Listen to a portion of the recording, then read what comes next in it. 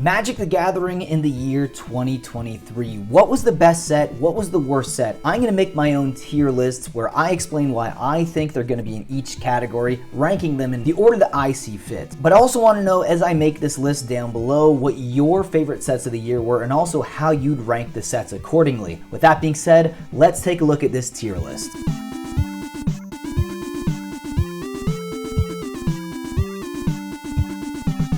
Welcome back to the channel, guys. Mattcaster Mage here. If you do enjoy my content, please consider subscribing and joining all the fun we have here. Today we're going to be making a tier list for the sets from the year 2023. All of the Magic the Gathering sets are going to be included in this list, except for the Lord of the Rings Holiday Bundle. Apart from that, let's take a look at this list. Okay, so we have the tiers broken down by S to D. D will be the worst sets. I don't know if any of them are going to be a catastrophic failure, but S is going to be the best tier. This is the super tier. So will there be any Magic the Gathering sets from the year 2023 that will actually make it to that tier? I don't know. I have to do a lot of thinking, but why don't we start off here with Commander Masters. Now, Commander Masters, it was a great set in terms of cards for Commander players. However, with the amount of just variance and the original price point for this set, I feel like it was a bit of a miss. Now, I don't think it was a catastrophic failure, and there is some things to take a look at in terms of Magic the Gathering set history, like Commander Legends Battle for Baldur's Gate, which is actually doing really well right now. It's a set that's way better received now in hindsight than it was, obviously back then based on the price. So honestly, with that being in mind, I'm probably going to rank Commander Masters at a C. Didn't really make the D, but it was still not fantastic. So why don't we go next with March of the Machine. Now, March of the Machine was a good set. Again, it just came out during a lot of the negativity around Magic the Gathering that was really high. You had the Pinkertons, but I think that was Aftermath, right? But he was supposed to do spoilers, or he was going to do a box opening for a regular March of the Machine or something like that, and then it turned out to be Aftermath. So overall, the set was good, but if it's one of those sets that I almost forgot came out. There wasn't anything in the set that really gets me thinking about the set, apart from maybe a few cards like Galta and Mavrin, but honestly, when it comes to playables, it didn't have too much in my personal opinion, and with that being said, I'm going to put it at a B. It wasn't great, it wasn't bad, it just was pretty, forgettable. But talking about forgettable, though, we're going to do March of the Machine Aftermath. Now, this set right here, oh my god. It was just odd, just such a strange set. I really did not like this set. I don't know. Is it as bad as March of the Machine? Is it as good as March of the Machine?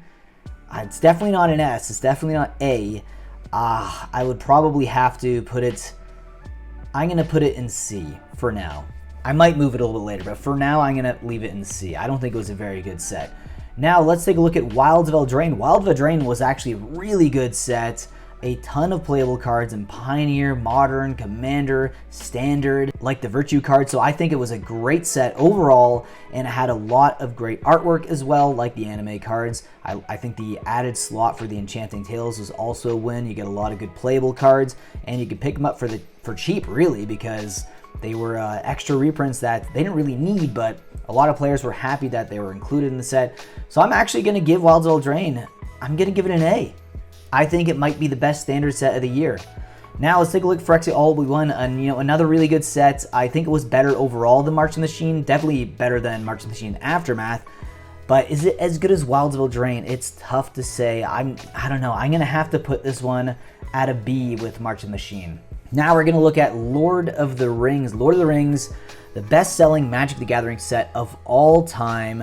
Very historic. We had a ton of serialized cards. We had a ton of great modern playables, Commander playables, Legacy playables, and there's still not a lot of cards that are banned in the set, which people could argue could have been banned and should have been banned in the latest banned and restricted announcement. But, cards like Orcish Bowmasters kind of dodged that. So, I don't know, very powerful set. A lot of playables. I love the artwork. I think it's a great collectible set. I'm going to, honestly... I'm going to give it to S tier. There's going to be people who disagree with me there. I think it actually jumps Wilds of Eldraine just because of how well the set was received, not only by players, but the secondary market. It just was a fantastic set all around.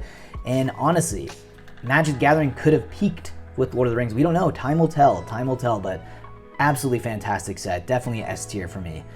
Now, Doctor Who. Doctor Who. Oh, to me, when it comes to Universes Beyond, this was kind of a miss. I just don't think it was a big enough IP to be attached with the Magic the Gathering to actually have a lot of people excited about it.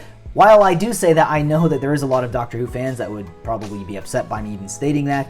But honestly, if you bought the Commander set, you didn't really need the collector boosters, so I think the collector boosters are kind of a whiff in my opinion. Was it as bad as Commander Masters or Aftermath? I don't know. I'm gonna put it in the same category though, because honestly, it just came and went. No one really cared, at least none of my play group. Now, Lost Caverns of Ixalan, the latest set, the set that brought back some Universes Beyond stuff like Jurassic World. It was also a really good set. Tons of good cards in the Commander format. Not too many cards outside of the Commander format that are really playable. There is some, but it didn't have, I think, as much of an impact as Wilds of Eldraine. You know, Wilds of Eldraine had an uncommon that was so powerful that it was banned, and that was up to Beanstalk. Lost Caverns of Ixalan, I don't know. I don't think it has quite that power level. It's definitely not S tier. Definitely not A tier. I don't know. It's pretty good though. It might be up there. I compare it a lot with Wilds of Eldraine because those are my two favorite standard sets of the year.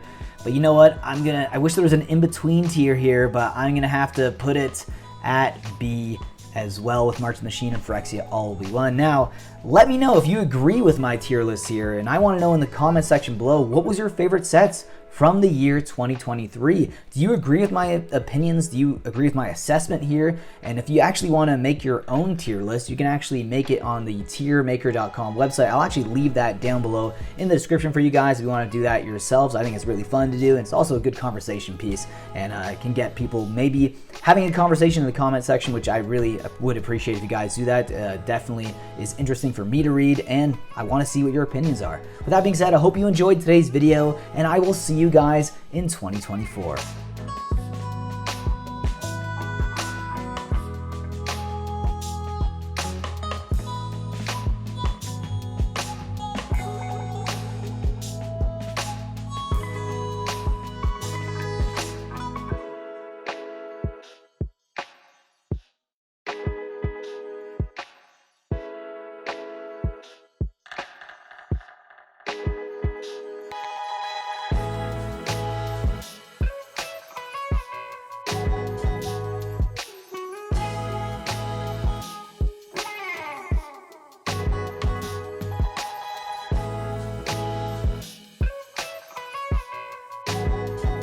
Use promo code Mattcaster for 5% off your order at Face to Face Games, Canada's largest Magic the Gathering store. Qualified orders get free shipping Canada-wide if you use our promo code Mattcaster at checkout. Whether you're buying singles or sealed product, use our code to support the show and get a discount.